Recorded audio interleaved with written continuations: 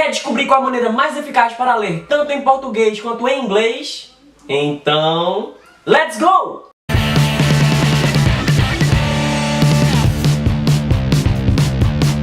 Hello! Eu sou o Cleidson Barbosa e eu acho que eu vou virar o novo Botini. Botini é aquele cara que fica dizendo vender, vender, vender. E eu vou dizer o quê? Contexto, contexto, contexto! Sempre martelo no tal do contexto. Mas é o seguinte, num vídeo anterior que nós fizemos aqui no canal, nós falamos sobre a maneira errada de estudar. Digo, são 3 maneiras erradas de memorizar as coisas. E uma maneira que é completamente errada é o que eu chamo de somente leitura. Você simplesmente percorrer as páginas, passando letra por letra, sílaba por sílaba, palavra por palavra, frase por frase, chegar à contracapa e achar que você memorizou o conteúdo daquilo. Então, eu não vou necessariamente me ater aqui nesse vídeo sobre como você reter todo o conteúdo do livro. Mas, nesse vídeo, tá aí na descrição, dá uma olhadinha no link, eu mostro como que as pessoas estão lendo da maneira errada e nesse vídeo eu vou dizer qual é a melhor maneira para que você possa ter uma leitura eficaz nos estudos. Nesse vídeo aqui eu não vou me ater, não vou me referir à leitura de ficção, ou seja, uma leitura que você vai fazer por hobby, uma leitura para passar o tempo, uma leitura só por prazer. Não, agora isso aqui é técnica de estudo, beleza? Logo, se você quer um melhor aproveitamento do estudo que você está fazendo, baseado na sua leitura, existem basicamente 3 passos super simples, práticos e eficazes. A primeira coisa é uma citação que eu já faço no artigo original que eu estou falando sobre o modo errado de ler e que eu fiz no vídeo, estou fazendo aqui também, é o Fernando Mesquita. Ele é um tipo de coach para concursos e ele tem uma coisa que ele sempre martela: ler não é estudar. Tem um vídeo que ele faz de quase 1 hora só explicando esse ponto dele de que ler não é estudar, que ler é uma base que você vai construir, de onde você vai tirar o que precisa para poder retirar, para poder absorver, para poder contar com um aprendizado. E no inglês eu sempre digo que você não vai aprender inglês pegando palavras de português e passando para inglês, ou pegando palavras do inglês e trazendo para português. Eu sempre digo, encontre o contexto.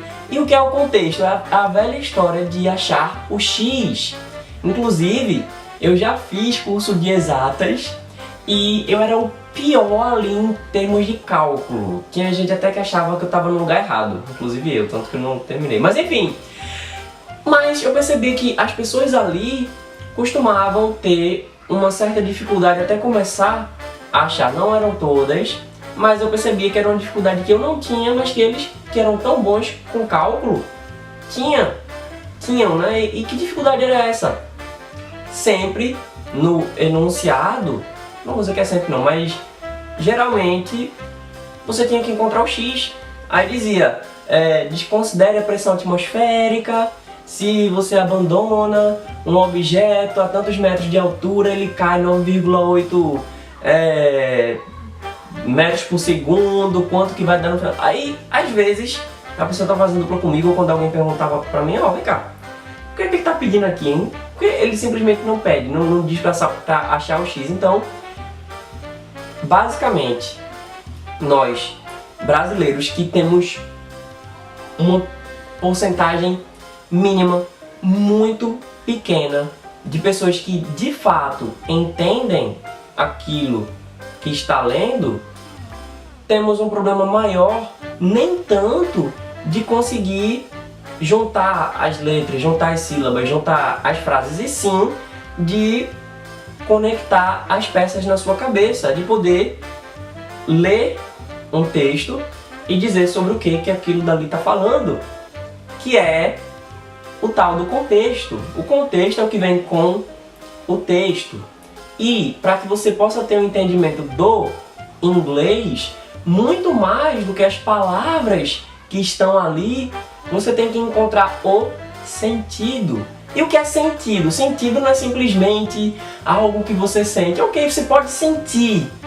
É bom você sentir, vai se guiando ali pelo seu instinto. Só que o sentido também é uma direção, é um direcionamento.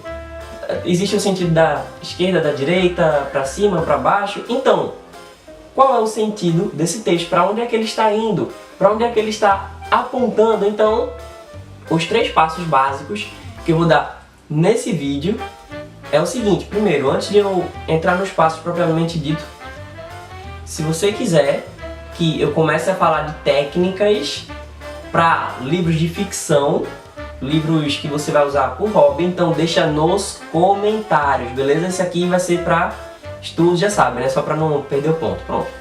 O primeiro ponto do texto, primeiro ponto, isso aí vai servir para concurso, isso aí vai servir para vestibular, se você quiser aprender a Bíblia, aprender Constituição, qualquer coisa, isso aí vai valer ouro.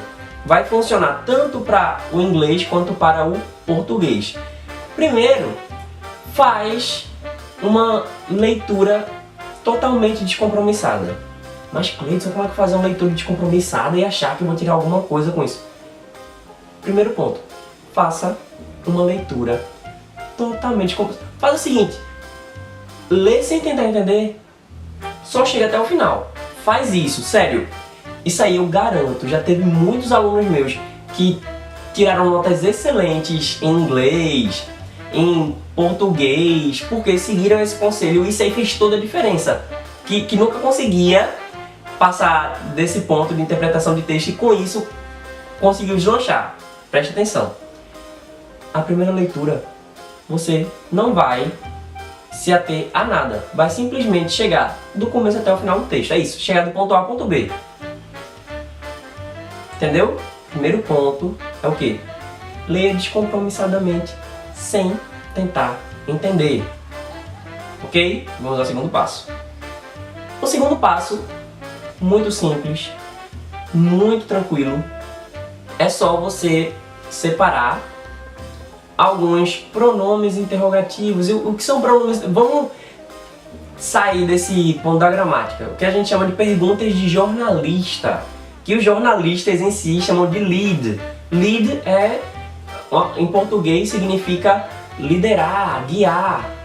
Quando você pega uma matéria jornalística, no primeiro parágrafo ele está dizendo quem, que, quando, como, onde, por que está acontecendo. O resto do texto é só um desdobramento para melhor esclarecer cada ponto desse. Então, se você viu, primeiro, já viu uma parte do texto ali, observou, nem prestou tanta atenção, mas você só chegou até o final, pronto. Então você já tem uma ideia. Aí, se você pega uma aguinha, toma um golinho d'água. Se tiver um chocolate, pode comer o chocolate. E aí, você separa, segundo ponto, separa quem, que, quando, como, onde, porquê, quantos e quanto. Quem, que, quando, como, onde, porquê, quantos e quanto. Esse é o passo 2. O passo 3 é responder, preencher esses quem, que, quando, como, onde, porquê, quantos e quanto. Preenche de acordo com o texto. Mas como é que eu vou preencher, Cleiton? É só você pegar o mesmo texto que você já viu, mas agora você já sabe o que você quer encontrar no texto. Então, o que? Sobre o que é o texto. O que esse texto mostra?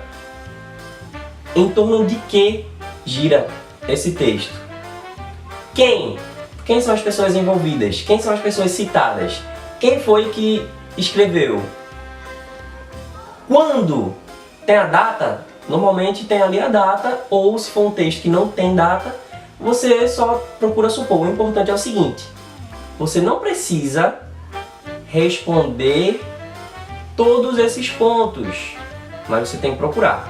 Porque é melhor você procurar e não encontrar do que você deixar de se perguntar aquilo, porque é o objetivo de buscar algo no texto que vai fazer com que ele seja relevante para você.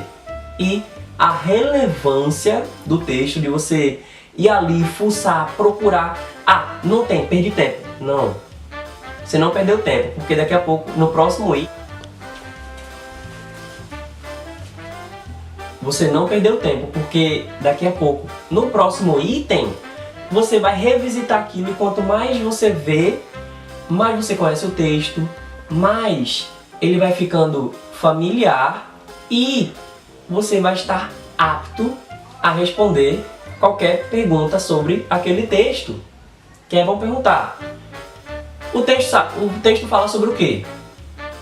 Fala sobre tal coisa, você já respondeu o quê? De quando é esse texto? Ah, o texto é de tal ano, de tal época. E quem foi que escreveu o texto? Foi tal pessoa. E como que o texto faz tal coisa? Já respondeu no como. E então você vai estar preparado para responder qualquer pergunta feita sobre esse texto. Então é genial. Essa é uma técnica. É uma técnica em 3 passos, que é leitura superficial, separar as perguntinhas e depois responder as perguntas de acordo com o texto. Se por acaso você sabe de alguma coisa, ou se passou alguma coisa na sua cabeça que vai poder complementar isso aqui, então deixa nos comentários.